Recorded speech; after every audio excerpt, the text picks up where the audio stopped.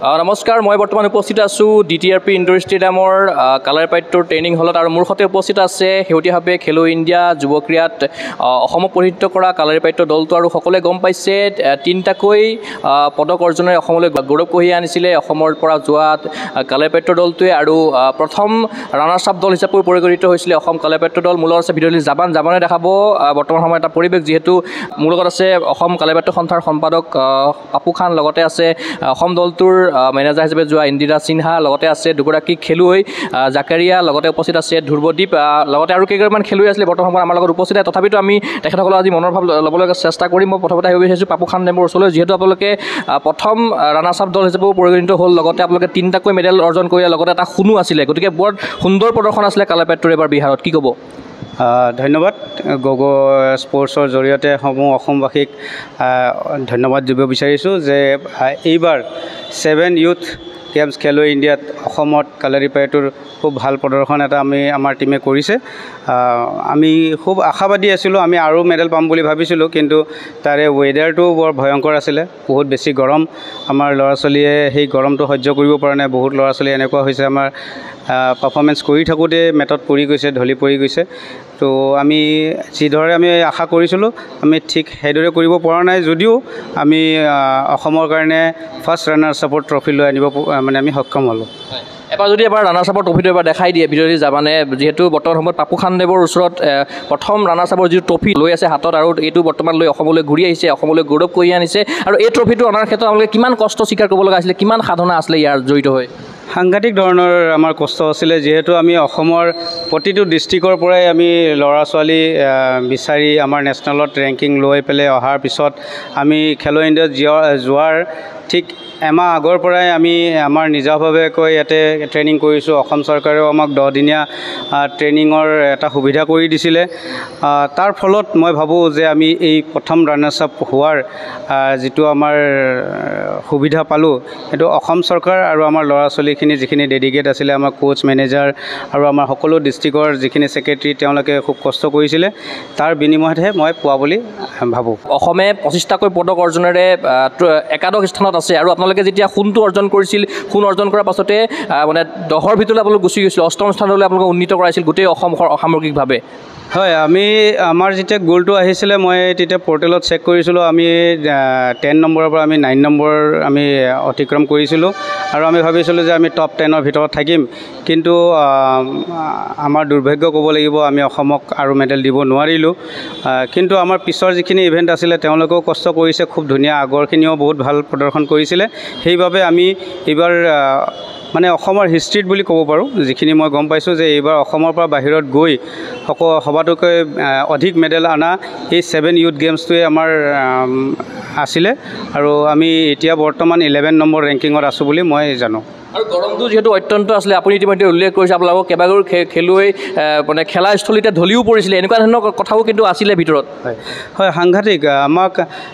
যিটো ভেনু আছিলে তাতেও ধুনীয়া পৰিৱেশ আছিলে, AC চলি আছিলে, কিন্তু পৰিৱেশটো তাতে মানে তাৰে ৱেডাৰটো ইমান গৰম আছিলে যে আমি যদি তাৰ পৰা বাহিৰত ওলাই আহোঁ মানে ভয়ংকৰ গৰম, এনেকুৱা লাগে মানে আমাৰ গা পুৰি যাব, এনেকুৱা ধৰণৰ গৰম আছিলে। তাৰ মাজতো আমাৰ ল'ৰাখিনিয়ে বহুত কষ্ট কৰিছে, ছোৱালীখিনিও কষ্ট কৰিলে। তাতে আমাৰ আৰু 4টামান মেডেল আমি আৰু পালোঁহেঁতেন, কিন্তু আমাৰ 4জনমান ল'ৰা ছোৱালী তাতে মেটতে মানে কৰোঁতে ছাফোকেশ্যন হৈ যায় বা গৰম বহুত বেছি হৈ যোৱাৰ পাৰে ঢলি পৰি গৈছে। আমি সেইখিনি মেডেল আমি মানে নাপালোঁ, নহ'লে আমি হয়তো টপ 10ৰ ভিতৰতে থাকিলোঁহেঁতেন। আৰু যোৱাৰ আগমুহূৰ্তত আমি যেতিয়া সৰু সজাই ক্ৰীড়া প্ৰকল্পৰ কৰ্মী নবীন চন্দ্ৰ বৰদলৈ ইনডোৰ ষ্টেডিয়ামলৈ গৈছিলোঁ, তেতিয়া আমি লগ পাইছিলোঁ অভিজ্ঞান কাশ্যপক আমি লগ পাইছিলোঁ। আপুনি কিন্তু মোক এটা প্ৰতিশ্ৰুতি প্ৰদান কৰিছিলে, এইগৰাকী খেলুৱৈ কিন্তু মেডেল আনিব, আৰু সেই কথামতেই সেই কাম আমি দেখা পালোঁ, তেখেতে সোণৰ পদক অৰ্জন কৰিবলৈ সক্ষম হ'ল। গতিকে আগতীয়াকৈ আপুনি কেনেকৈ গম পাইছিলে? অলৰেডি আমি যিটো নেশ্যনেল আমাৰ যেতিয়া অভিজ্ঞানৰ ছিলেকশ্যন হৈছিলে, তেতিয়াই সেই নেশ্যনেলত ৰেকৰ্ড কৰিছিলে যে 9.4 সি হাই কিক মাৰিছিলে, 9.4 ফিট সি হাই কিক মাৰি তাৰ কেটেগৰীত অভিলেখ সৃষ্টি কৰিছিলে। আমি আশাবাদী আছিলোঁ যে সি এইবাৰ কিবা এটাতো নিশ্চয় কৰিব, কিন্তু আমাৰ যিটো খেলো ইণ্ডিয়াত আমি দেখিলোঁ তাতে খুব মানে ডাঙৰ এটা কণ্টেষ্ট হৈছিলে আৰু এনেকুৱা লাগি আছিলে আমি সেই পৰ্যায়লৈকে আমি যিটো কমিটমেণ্ট আমাৰ অসমৰ ৰাইজক জনাইছিলোঁ যে আমি গ'ল্ড লৈ আহিম, আমি পাম নাপাম এনেকুৱা হৈছিলে। লাষ্টত 9.7 ফিটত সি টাচ কৰি পেলাই গ'ল্ড মেডেল ল'বলৈ সক্ষম হ'ল। আৰু উৰ্মি আৰু চিল ইভেণ্টতো চাৰিগৰাকী খেলুৱৈয়ে মানে দুটাকৈ ব্ৰঞ্জ পাবলৈ সক্ষম হৈছে। হয়, আমাৰ এটা সৰু এটা আমাৰ প্ৰব্লেম আছে। আমাৰ প্ৰব্লেমটো এইটোৱে যে আমাৰ ইকুইপমেণ্টৰ বহুত প্ৰব্লেম, যিহেতু আমাৰ যিখিনি শ্বৰ্ট এণ্ড চিল এইবোৰ আমি ইয়াতে অসমত নাপাওঁ। আমি কেৰেলাৰ ওপৰত আমি নিৰ্ভৰ কৰিব লাগে, তেওঁলোকে আমাক প্ৰভাইড কৰে বা আমি কিনিব লাগে তেওঁলোকৰ পৰা, তাৰপিছত আমি কৰোঁ। তথাপিও আমি কি কৰোঁ, আমি নিজাববীয়াকৈ আমাৰ যিখিনি আমি যোগাৰ বুলি শব্দটো কৈছোঁ, আমি যোগাৰ কৰি আমি এটা ট্ৰেইনিং কৰোঁ। আৰু সেই ট্ৰেইনিঙৰ মাজত যিটো আমাৰ ইকুইপমেণ্টটো থাকে সেইটোৰ ৱেইট আৰু তাৰে ৱেইটৰ মাজত বহুত ডিফাৰেঞ্চ থাকে। তাৰপিছতো আমাৰ ল'ৰাখিনিয়ে খুব ধুনীয়াকৈ সেই বস্তুখিনিক আঁকোৱালি লৈ খুব ধুনীয়াকৈ প্ৰেক্টিছ কৰি বা তাতে তেওঁলোকে নিজৰ পাৰফৰ্মেঞ্চ দি যিটো আমাৰ ব্ৰঞ্জৰ পদক আমি দুটাকৈ ছেম ইভেণ্টতে আমি দুটাকৈ ব্ৰঞ্জ মেডেল পালোঁ। সেইটো আমাৰ একচুৱেলি ব্ৰঞ্জ নহয়, আমাৰ গ'ল্ড চিলভাৰ হ'ব লাগিছিলে। যদি আমাৰ ইকুইপমেণ্ট যদি আমি পালোঁহেঁতেন, আমি নিশ্চয় সেইটো ব্ৰঞ্জত নহয়, আমি গ'ল্ড চিলভাৰত আমি থাকিব নেকি? আমাৰ আহ্বান থাকিব অসম চৰকাৰক বা আমাৰ স্পৰ্টছ ডিপাৰ্টমেণ্টক এটা আহ্বান থাকিব যে আমাৰ যিহেতু কালাৰীপায়াটোত আমাৰ ইকুইপমেণ্টৰ বহুত অভাৱ, তো চৰকাৰে যদি আমাক নেক্সট পৰ্যায়ত ইকুইপমেণ্ট প্ৰভাইড কৰে,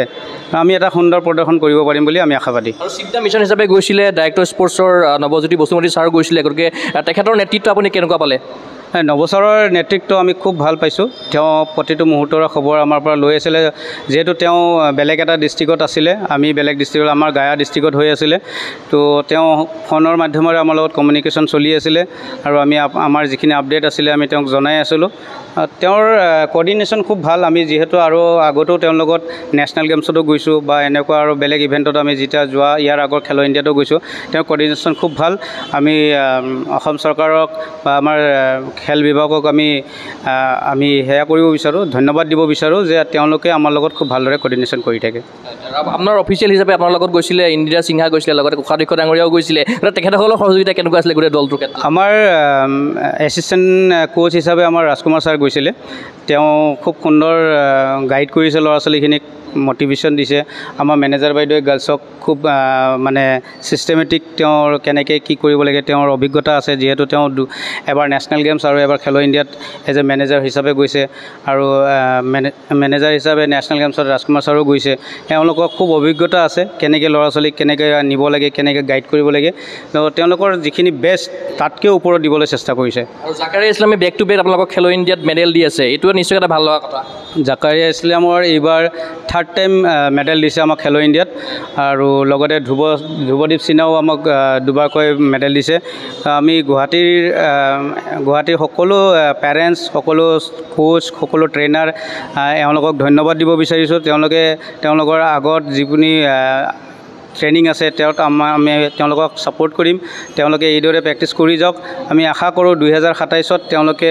ছিনিয়ৰ হ'ব, 2027ত তেওঁলোকে নেশ্যনেল গেমছত অংশ কৰক বুলি আমি আশাবাদী। আপোনাৰ ওচৰলৈ আকৌ আহিম। মই এই মুহূৰ্তত মই পুনৰবাৰ বিনোদিনী জামানক দেখাবৰ কাৰণে অনুৰোধ জনাম। বৰ্তমান সময়ত তেখেতসকল মোৰ লগত উপস্থিত আছে, যিসকলে খেলো ইণ্ডিয়া যুৱ ক্ৰীড়াত মেডেল অৰ্জন কৰি পেলাই অসমলৈ গৌৰৱ কঢ়িয়াই আনিছিলে। মোৰ লগত উপস্থিত আছে ধ্ৰুৱদীপ, লগতে উপস্থিত আছে জাকাৰিয়া ইছলাম। মই এই মুহূৰ্তত যাব বিচাৰিছোঁ জাকাৰিয়া ইছলামৰ ওচৰলৈ। তুমি বেক টু বেক 3বাৰকৈ অসমক মেডেল দিলা, গতিকে কি অনুভৱ? বহুত ভাল লাগি আছে, বাট এতিয়াতো গৌৰৱ দিব পৰা নাই, সেইটো কাৰণে অলপ বেয়াও লাগিছে। কেনেকুৱা এক্সপিৰিয়েঞ্চ কেনেকুৱা হ'ল এইবাৰ? কিমান টাফ আছিলে গোটেইখিনি? এবাৰ বহুত বেছি টাফ আছিলে, যোৱাবাৰৰ পৰা বহুত বেছি টাফ হৈছে এবাৰ মেডেল লোৱাত বহুত কষ্ট লাগিছে আমাৰ, আৰু মাজতে মোৰ শ্বৰ্টো ভাঙি গৈছিলে, চ' সেইটোৰ কাৰণে আৰু অলপ প্ৰব্লেম হৈছিলে। মানে নভঙাহেঁতেন হয়তো কিবা আৰু এটা চিলভাৰ আহিব পাৰি হয়, কিন্তু শ্বৰ্টটো ভাঙি গৈছে কাৰণে অলপ ইভেণ্টটো আমাৰ বেয়া হৈ গ'ল অলপ। যোৱাৰ আগমুহূৰ্তত তোমালোকক যে সৰু সজাই এটা ট্ৰেইনিং কেম্প দিয়া হৈছিলে, সেই ট্ৰেইনিং কেম্পটোৱে তোমালোকক কামত দিলেনে? বহুত কামত দিছে। আমাৰ 10 দিনীয়া ট্ৰেইনিং কেম্প আছিলে, সেইটোত আমাৰ ট্ৰেইনিং কেম্পৰ কাৰণে বহুত বেছি আমাৰ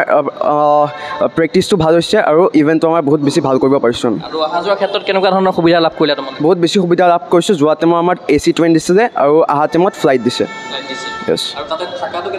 থকাটো বহুত ভাল আছে। IIMB ৰাখিছে আমাৰ ইনষ্টিটিউশ্যনত, বহুত ভাল আছিলে। আৰু পাপু খান ছাৰক কি ক'বা যিহেতু তোমালোকক এখন উপযুক্ত মঞ্চ প্ৰদান কৰিছে তোমালোকক খেলো ইণ্ডিয়াতো তোমাক খেলুৱাই আছে আৰু নেশ্যনেল আগন্তুক সময়ত নেশ্যনেল গেমছৰ কথা তোমাৰ আশা প্ৰকাশ কৰিছে তোমাক লৈ পেলাই ছাৰকতো মই বহুত ধন্যবাদ কৈছোঁ ছাৰৰ কাৰণে মই ইমান আগত আহিব পাৰিছোঁ ইমান ডাঙৰ গেম খেলিব পাৰিছোঁ 3 বাৰ বেক টু বেক এতিয়া ছাৰৰ কাৰণে আকৌ মই নেশ্যনেল গেমছ খেলিব পাম এবাৰ যদি তুমি মেডেলটো দেখাই দিয়া দৰ্শকসকলক এইটো হ'ল এইটো ব্ৰঞ্জৰ মেডেল যিটো বিহাৰত জাকাৰিয়া ইছলামে পাই আহিছে আৰু এইটো পোৱাৰ ক্ষেত্ৰত কিমান কষ্ট কৰিব লাগিছে এইটোৰ কাৰণে বহুত বেছি কষ্ট কৰিব লগা হৈছে আমাৰ ট্ৰেইনিং কেম্পত 4 টাইম প্ৰেক্টিচ আছে এদিনত 4 টাইমছ কৰি সেইটো বহুত বেছি কষ্ট কৰিছোঁ আমি সেইটো কাৰণে আমি আৰু কিবা পাইছোঁ আৰু ভৱিষ্যতে কি হোৱাৰ সপোন আছে ভৱিষ্যত মই এয়াৰফ'ৰ্চত যাম তোমাৰ ঘৰ গুৱাহাটীতে Dakshingaon Kahilipara practice at Nehru stadium আমাৰ ইনষ্টিটিউশ্যন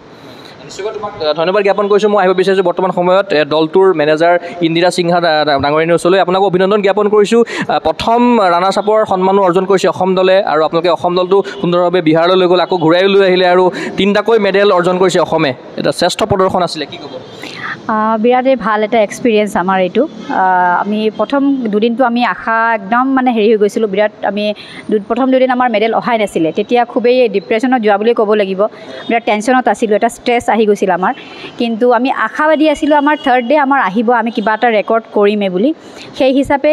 সেই আমি যেনেকুৱা ভাবিছিলোঁ আশা কৰিছিলোঁ সেই হিচাপে খেলুৱৈসকলে প্ৰদৰ্শন কৰিলে আৰু যিহেতু জাকাৰিয়াই অলপ আগতে ক'লে যে কম্পিটিশ্যন এইবাৰ বহুত টাফ আছিলে তো সেই টাফ কম্পিটিশ্যনত তেওঁলোকে খেলি পেলাই আহি মেডেল ল'ব পাৰিছে সেইটোও মানে বহুত এটা ডাঙৰ এচিভমেণ্ট আৰু যেনেকুৱা ছাৰেও ক'লে আমাৰ ইকুইপমেণ্টছৰ অকণমান প্ৰব্লেম হৈছিলে তো সেইটো কাৰণে আমাৰ ছাৰে কোৱা মতে আমাৰ গ'ল্ড আৰু চিলভাৰে আহিব লাগিছিলে তো যাক হওক আমাৰ ষ্টুডেণ্ট এথলিটছখিনিয়ে খুবেই কষ্ট কৰিছে আৰু তেওঁলোকে যে এনেকুৱা প্ৰেক্টিছ কৰিছে তেনেকুৱা প্ৰদৰ্শন তাতে কৰিছে আৰু ৱেডাৰটো তাৰে এটমছফিয়াৰটোৰ লগত আমি ধৰক মিলিবৰ কাৰণে আমাৰ বহুত কষ্ট হৈছিলে এথলিটছখিনি ধৰক যেনেকুৱা পাৰফৰ্মেঞ্চৰ সময়তে যেনেকুৱা ঢলি পৰিছিলে বহুতে তো সেই হিচাপে সেইখিনি বহুত এটা চেলেঞ্জ ফেচ কৰি পেলাই তেওঁলোকে এইটো পাৰ্টিচিপেট কৰি মেডেল লৈ আহিছে আৰু ফাৰ্ষ্ট ৰাণাৰ্ছ আপ যেতিয়া ট্ৰফি আমাক ডিক্লেয়াৰ কৰিছে আমিতো আৰু নথৈ আনন্দিত হৈছিলোঁ আৰু কিবা মানে বহুত ভাষাৰে ক'ব নোৱাৰা বস্তু আৰু মানে একদম মানে জিৰ'ৰ পৰা হিৰ' হৈ গ'লোঁ সেইদিনাখন দুদিন পূৰা জিৰ' হৈ আছিলোঁ 3 দিনৰ দিনাখন যেতিয়া একদম মানে এনাউন্স কৰি দিলে ফাৰ্ষ্ট ৰাণাৰ্ছ আপ বুলি পূৰা একদম এনেকুৱা ফিল এটা হৈছে জিৰ'ৰ পৰা একদম পটককৈ হিৰ' হৈ গ'লোঁ আৰু তেনেকুৱা বিৰাট খুবেই ভাল লাগিছে আৰু এথলিটছখিনিও বিৰাট মানে খেলুৱৈসকলে বিৰাট কষ্ট কৰিছে খেলো ইণ্ডিয়া যুৱ ক্ৰীড়াৰ ইতিহাসত অসমত বাহিৰত খেলাৰ ভিতৰত যদি মানে এতিয়ালৈকে সৰ্বশ্ৰেষ্ঠ প্ৰদৰ্শন বুলি কোৱা হৈছে 25টাকৈ মেডেল অৰ্জন কৰিছিলে যোৱাবাৰ 24টা মেডেল আছিলে এইবাৰ অভিলেখ ভংগ কৰিছে আৰু তাত আপোনালোকৰ 3টা যিহেতু মেডেল পাইছে অৰিহণা আছে সোণৰ মেডেলো দিছিলে আপোনালোকে একাদশ স্থানত আছে অসম দলটো গতিকে কেনেকুৱা লাগিছে বহুত ভাল লাগিছে খুবেই ভাল লাগিছে নথৈ আনন্দিত তাৰ ওপৰত এই যিটো আমাৰ এতিয়া অসমৰ যিটো পজিশ্যন আহিছে তাতো আমাৰ কালাৰীপাইটোৰো যে অৰিহণা আমি যোগাব পাৰিছোঁ তো সেইটো আমাৰ এটা গৌৰৱ আমি গৌৰৱ অনুভৱ কৰিছোঁ আৰু 2 নম্বৰ কথা হ'ল আমাৰ যিখিনি খেলুৱৈ আছে তেওঁলোকৰো আমাৰ এটা বিশ্বাস এতিয়া বেছি হৈছে যে আমাৰ এতিয়া যিখিনি আমি টাফ কম্পিটিশ্যন দেখি আহিছোঁ কালাৰীপাইটোৰ ভৱিষ্যত উজ্জ্বল যে আছে ইণ্ডিয়াত আমাৰ ভাৰতত তো আমি এইবাৰ প্ৰমাণ পাই আহিছোঁ যে কাৰণ কম্পিটিটৰ নহ'লে কম্পিটিশ্যন টাফ নহয় তো ইমানেই কম্পিটিশ্যন টাফ আছিলে ডেট মিনছ মানে আমাৰ খেলটো মানে এতিয়া আগুৱাই গৈ আছে তো জনপ্ৰিয়তা লাভ কৰিছে কালাৰীপাইটোৱে সেইটো এটা মানে আমাৰ পজিটিভ এটা মই দেখিছোঁ খুব ভাল লাগিছে সেইটো দেখি পেলাই যিহেতু 2 দিন ধৰি পেলাই আপোনালোকৰ মেডেল নাছিল বুলি আপুনি উল্লেখ কৰিছে অলপ মানে ডিপ্ৰেশ্যনতো আহি যাব লগা হৈছিলে আৰু শেষৰ দিনাখন আপোনাৰ অন্তিম দিনাখনে 3টাকৈ মেডেল আহিছিলে একেদিনাখনে গতিকে সেই সময়ত যিহেতু কোচ হিচাপে পাপু খান ডাঙৰীয়া আছে লগতে এছিষ্টেণ্ট কোচ হিচাপে আছিলে ৰাজকুমাৰ ডাঙৰীয়া আছিলে গতিকে তেখেতসকলে গোটেই দলটোক কিদৰে মটিভেশ্যন কৰিছিলে বা আপোনালোকে কিদৰে মটিভেশ্যন কৰিছিলে গোটেই দলটোক আমি ভিতৰৰ ফালে যদিও অকণমান হৈছিলোঁ চিন্তিত হৈ আছিলোঁ তথাপিতো এইটো আমি প্ৰকাশ কৰিব দিয়া নাই এথলিটছসকলৰ খেলুৱৈসকলৰ আগত ছাৰ আমাৰ ৰাজকুমাৰ ছাৰ আৰু পাপু ছাৰেতো মানে এনি টাইম তেওঁলোকক মটিভেট কৰি আছে বেষ্ট দিবৰ কাৰণে আৰু যেনেকুৱা সৰু সৰু কিছুমান টিপছ থাকে একদম মেটত যোৱাৰ আগমুহূৰ্তলৈকে ছাৰ তেওঁলোকৰ লগত আৰু এনেকুৱা এংগেজ হৈ আছিলে আপোনালোকে মানে ভাবিব নোৱাৰে ছাৰৰ মাত বহি গৈছে মানে মাত ওলাব নোৱাৰা হৈছে এনেকুৱা হৈ গৈছে মানে এনেকুৱা এটা এক্সাইটমেণ্ট এনেকুৱা ধৰণৰ আৰু ছেইম এজ ইট ইজ সেই মুহূৰ্তত ছাৰে যেনেকুৱা গাইড কৰিছে আৰু আৰু আমাৰ ৰাজকুমাৰ ছাৰে যেনেকুৱা মটিভেট কৰিছে তেওঁলোকক সেই হিচাপে কিন্তু খেলুৱৈসকলে সেই মুহূৰ্তত সেই হিচাপে কাম কৰি গৈছে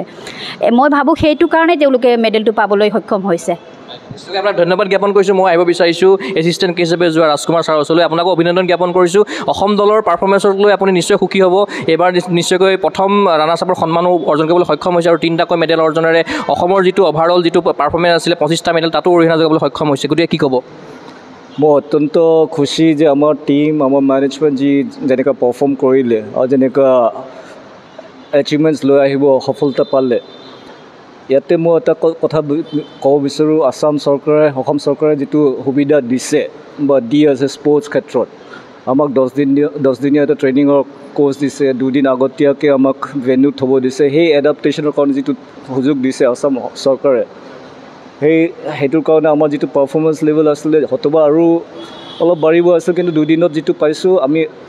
মেক্সিমাম ল'ৰা ছোৱালী প্লেয়াৰ্ছ এডপ্ট হৈ গৈছে 2 হ'ব পাৰে 2 দিনত হ'ব পৰা নাই কিন্তু যিটো পাৰফৰ্মেঞ্চ দিছে ইটছ থেংকছ টু আসাম গভৰ্ণমেণ্টে যিটো দিছে সেইটোত প্ৰেক্টিছৰ ফলটো পাইছোঁ নিশ্চয়কৈ আপোনাক ধন্যবাদ জ্ঞাপন কৰিছোঁ মই আহিব বিচাৰিছোঁ তোমাৰ ওচৰলৈ ধ্ৰুৱদ্বীপৰ ওচৰলৈ তোমাক অভিনন্দন জ্ঞাপন কৰিছোঁ প্ৰথমতে যদি তুমি এবাৰ মেডেলটো দেখাই দিয়া তোমাৰ ডিঙিত যিটো মেডেল আছে তুমি ব্ৰঞ্জ মেডেল পাইছা উৰ্মি আৰু চিল ইভেণ্টত গতিকে এই মেডেলটো পোৱাৰ ক্ষেত্ৰত কিমানখিনি তুমি কষ্ট আৰু সাধনা কৰিব লগা হৈছে কষ্ট মিনছ কৰিছোঁ এইটো কাৰণে বহুত আমাক যোনটো গভৰ্ণমেণ্টে কেম্প দিছিলে সেইটো আমি প্ৰেক্টিছো কৰিছোঁ বাট এইটোত ইমান একো ছেটিছফাই নহয় আমি ভাবোঁ যে আমি ইয়াতকৈ বেটাৰ কৰিব পাৰিলোঁ হয় বাট এতিয়া যি হ'ল সেইটোৱে হ'ল আৰু তোমাৰ লগত একেলগে আছিল যাকে লগত তুমি একেলগে খেলিছিলা হয় তাৰ লগত কোনটো ৰাজ্যৰ কথা খেলিলা আমাৰ তাতে কম্পিটিশ্যন মানে বহুত আছিলে 19খন ষ্টেটে খেলি আছিলে তাতে বহুত টফ ষ্টেট আছিলে লাইক কেৰালা ছত্তীশগড় আৰু দিল্লী সেইটো টাফ আছিলে মিনছ লাষ্ট টাইমতকৈ বাট আমি যেনেকৈ প্ৰেক্টিছ কৰিছিলোঁ সেনেকুৱাই ৰিজাল্টটো পালোঁ এয়া তোমাৰ প্ৰথম মেডেল নহয় কিন্তু খেল ইণ্ডিয়াত আগতো পাইছা তুমি মেডেল হয় কোন বছৰ পাইছিলা লাষ্ট ইয়াৰে পাইছিলোঁ এইটো ছেম ইভেণ্টত হয় খালি এখন 2খন থাকি গ'ল তুমি সোণ নাপালা গতিকে পৰৱৰ্তী সময়ত সোণৰ কাৰণে নিশ্চয়কৈ প্ৰচেষ্টা হয় মই এইবাৰো ভাবিছিলোঁ যে ব্ৰঞ্জ নহয় মানে ইয়াতকৈ বেটাৰ কিবা পাৰফৰ্মেঞ্চ দি আহিম আৰু কিবা বেটাৰ ৰিজাল্ট লৈ আহিম বাট এইটো কিবা আমাৰ ইছ্যু হ'ল কাৰণে আমি কৰিব নোৱাৰিলোঁ সেইটো বাট মই ভাবোঁ যে আমি নেক্সট ইয়েৰ আৰু আহিম বেটাৰ কৰিম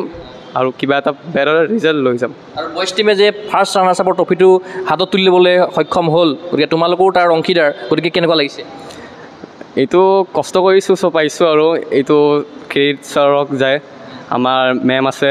আমাৰ শিৱাশী ছাৰ এতিয়া নথকাহেঁতেন আমি এইবোৰ কৰিব নোৱাৰিলোঁ হয় আৰু থেংকছ টু আসাম গভৰ্ণমেণ্ট আমাৰ এই কেম্পটো দিয়াৰ কাৰণে নিশ্চয়কৈ ধন্যবাদ জ্ঞাপন কৰিছোঁ মই পুনৰ আহিব বিচাৰিছোঁ পাপু খান ডাঙৰীয়া ওচৰলৈ যিহেতু এবাৰ যাতায়াতৰ ক্ষেত্ৰত কথাটো কি ক'ব যাতায়াতটো কেনেকুৱা পালে আপুনি যাতায়াত মানে যোৱাটো আমাৰ AC ট্ৰেইনতে দিছিলে 3 টায়াৰ AC দিছিলে অহাটো আমাক বাই এয়াৰ দিছে খুব সুন্দৰ অকল এনেকুৱা নহয় যে কালেৰিপাইটোকে কৰিছে মই আমাৰ যিখিনি টীম অসমৰ পৰা গৈছিলে সকলোকে ছেম মৰ্যাদাই দিছে যোৱাটো চবৰে ট্ৰেইনত আছিলে অহাটো চবে ফ্লাইটতে আহিছে আৰু যেতিয়া আপোনালোকে গুৱাহাটী এয়াৰপৰ্টত নামিছে তাৰ পৰা আপোনালোকক পিক আপ কৰিছে হয় আমি গুৱাহাটী এয়াৰপৰ্টত নামাৰ পিছত অসম চৰকাৰে আমাক বাছ এখন দিছিলে আৰু আমাৰ যিখিনি ষ্টুডেণ্ট আছিলে প্ৰতিটো ষ্টুডেণ্টৰ ঘৰলৈকে গাড়ী গৈ তেওঁলোকক ড্ৰপ কৰিছে আৰু যিখিনি ল'ৰা ছোৱালী ধৰক বাহিৰৰ আছিলে গুৱাহাটীৰ বাহিৰৰ আছিলে তেওঁলোকক থকাৰ ব্যৱস্থাও দিছিলে সুন্দৰ মানে ভবাতকৈ মানে আশা কৰাতকৈ বেছি সুবিধা দিছে নেকি এবাৰ এইবাৰ তাকে বহুত সুবিধা কৰি দিছে ভাল লাগিছে এনেকুৱা এটা পৰিৱেশ লাগে তেতিয়াহে আমি স্পৰ্টছত আগবাঢ়ি যাব পাৰিম আৰু অসম চৰকাৰে খবৰ খাতি লৈ আছেনে আপোনালোকৰ যেতিয়া পাৰফৰ্মেঞ্চ হৈ গ'ল তাৰপিছত কি আপোনালোকৰ লগত বাৰ্তালাপ হৈছে খবৰ লৈ আছে আমাৰ চিফ দ্য মিছন আছিলে নৱ বসুমতী ছাৰ তেখেতে গোটেই আপডেট লৈ আছিলে মোৰ পৰা আমাৰ এটা গ্ৰুপ আছিলে গোটেই যিমান ইভেণ্ট গৈছিলে গোটেই ইভেণ্টবোৰৰ আপডেটবিলাক সেই গ্ৰুপত গৈ আছিলে স্পেচিয়েলি নৱ ছাৰে পাৰ্চনেলি ফোন কৰি কিনেও মোৰ পৰা ইনফৰ্মেশ্যন লৈ আছিলে আমাৰ কমিউনিকেশ্যন ভাল আছিলে অসম চৰকাৰৰ লগত শেষত সুধিব বিচাৰিছোঁ আৰু সন্মুখত কি গেম আহিছে আৰু আপোনালোকৰ কালাৰপাইটোক লৈ কি আশা আছে আমি ৰিচেণ্টলি আমি আকৌ আমাৰ ফেডাৰেশ্যনৰ কালাৰী নেশ্যনেল খেলিব 30ৰ পৰা 1 জুনত আমাৰ কেৰালাত হ'ব গৈ আছে 30 মে'ৰ পৰা 1 জুন তাতে আকৌ আমাৰ আপকামিং যিটো খেলো ইণ্ডিয়া হ'ব তাৰ কাৰণে আমাৰ চিলেকশ্যন হ'ব আমি আমাৰ এটা ভাল টীম যাব বুলি আমি আশাবাদী চেষ্টা কৰি আছোঁ এইবাৰ আমাৰ খেলো ইণ্ডিয়াত যি ধৰণে পজিশ্যন আহিছে অহাবাৰ ইয়াতকৈ বেটাৰ হওক বুলি আমি আশা লৈ আমি আমাৰ যাত্ৰা আৰম্ভ কৰিম 27 মে'ত হয় নিশ্চয়কৈ আপোনাক ধন্যবাদ জ্ঞাপন কৰিছোঁ। মোৰ লগত আছে ভিডিঅ'টি জামানে পুনৰবাৰ এটা দেখাব ভিজুৱেল। বৰ্তমান সময়ত দুগৰাকীকৈ কালাৰ পাইটৰ খেলুৱৈ আছে আৰু বৰ্তমান সময়ত তেখেতৰ ডিঙিত দুটাকৈ ব্ৰঞ্জৰ মেডেল আছে আৰু উৰ্মি আৰু চিল ইভেণ্টত তেখেতসকলে ব্ৰঞ্জ অৰ্জনেৰে খেলো ইণ্ডিয়া যুৱ ক্ৰীড়াত অসমক গৌৰৱান্বিত কৰিলে আৰু লগত কোচ হিচাপে উপস্থিত আছিলে পাপু খান ডাঙৰীয়া, লগতে আছিলে মেনেজাৰ হিচাপে আছিলে ইন্দিৰা সিংহা, লগতে এছিষ্টেণ্ট কোচ হিচাপে যোৱা ৰাজকুমাৰ ছাৰ তেখেতসকল উপস্থিত আছিলে। আমি তেখেতসকলৰ তেখেতসকলৰ লগত আলোচনা কৰিলোঁ। তেখেতসকলে জনালে তেখেতসকলৰ যি অভিজ্ঞতা হ'ল বিহাৰত খেলো ইণ্ডিয়া যুৱ ক্ৰীড়াত। আমি আশা কৰিম কালাৰ পাইট্য দলৰ যি এই অপ্ৰতিৰোধ যাত্ৰা সেয়া অব্যাহত থাকক আগন্তুক দিন আৰু এইদৰে দুপে আগবাঢ়ি যাওক। এই আশাৰে মই চিন্ময় কুমাৰ বৰাই বিশেষ অনুষ্ঠানৰ পৰা বিদায় লৈছোঁ। চাই থাকিব গগৈ স্পৰ্টছ চেনেল। ধন্যবাদ।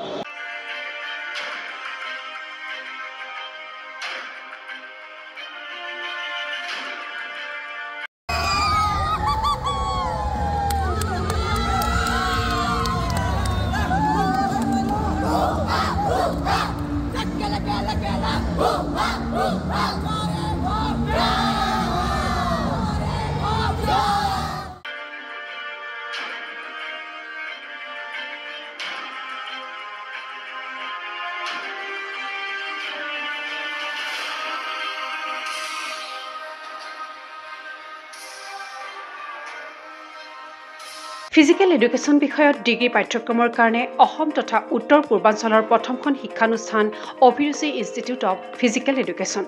2 বছৰীয়া ফিজিকেল এডুকেশ্যনৰ BPEd পাঠ্যক্ৰম আৰু 4 বছৰীয়া BPES পাঠ্যক্ৰমৰ বাবে নামভৰ্তি চলি আছে। বিতংকৈ জানিবৰ বাবে আজি যোগাযোগ কৰক। যোগাযোগৰ নম্বৰসমূহ হৈছে 9435100098, 700222 33540,